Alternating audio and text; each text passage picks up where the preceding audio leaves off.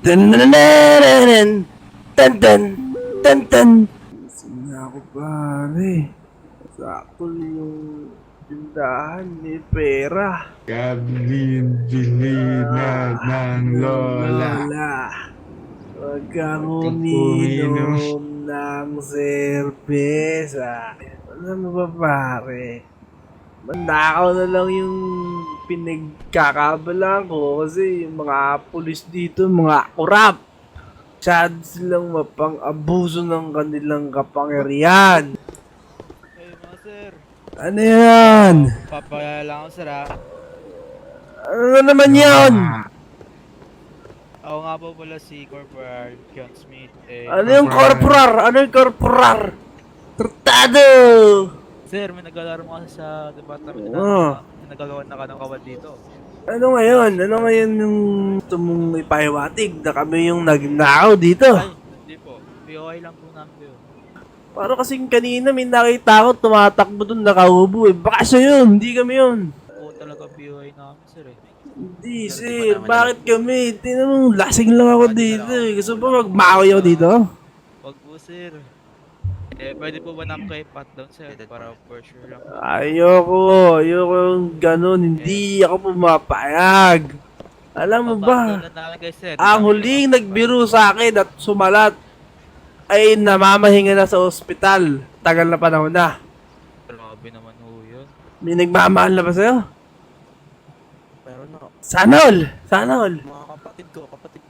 Eh, itong kasama ko kasi na to, kaya kami naglalasing, dinadamayan ko lang. Kumbaga, yung puso niya bigo eh. Sawi siya sa pag-ibig eh. Bigo siya? Oo, bigo. Bigwasan mo. Ngayon, bibigusan mo, ganon. Hindi, sabi ko, bibigyan ko siya Parang bigas. hindi Ay, ko parang yata size gusto kasi. yung tabas ng dila mo. Bigas, Hindi bibigyan mo ko siya yatang bigas. maputol na yan. Ay, Bibigyan daw po kasi ng bigas. bigas. Isang kilo, Bibigyan mo parang ng bigas. Hindi namin kailangan ng bigas. Marami kami pambili. Nakapagnakaw nga kami sa loob eh. Ay! Ay, Dali oo, lang. nadulas Dali, yun. dali. Wow. Nadulas na ba ako? Eh, sige, aminin ko na. Total, nandito naman na tayo. Paghanap pa kayo ng kung sino-sinong tao dito. Ilan ba kayo dyan? Anong malaman Kaming ko? dalawa lang ang kasama kong broken. Kaming dalawa lang yung Broken, nandito sa tas loob. nagnakaw. Eh, kasi nga, wala na nga kasi kaming naiisip na tama. Lasing na yung isa, nanonontok na ng poste. Oo. Wala na kami naisip na tama. Imagine. Puro kamalian na lang. Kaya yung tingin namin sa inyo, pangit. Sige na. Oray ko. Ay, na kayo. Ganito na lang. Para hindi na magtagal, papasok na lang kami sa loob. Pagkasabihin ko itong kasama ko, masyadong kumukulit na eh. O sige. Sige. Sige na. Ingat kayo dyan. Ingat kayo.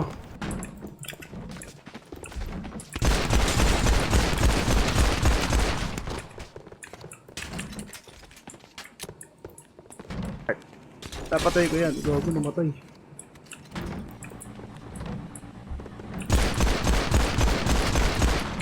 Nananananan, tantan, tantan, tananananan, tantan. Ano yan, Doc? Ano, napagod sila sa duty nila kaya sila natutulog ngayon. Pagod sila na sir. Oo, sir, napagod sa duty. Siguro, deserve nila ng pahinga muna.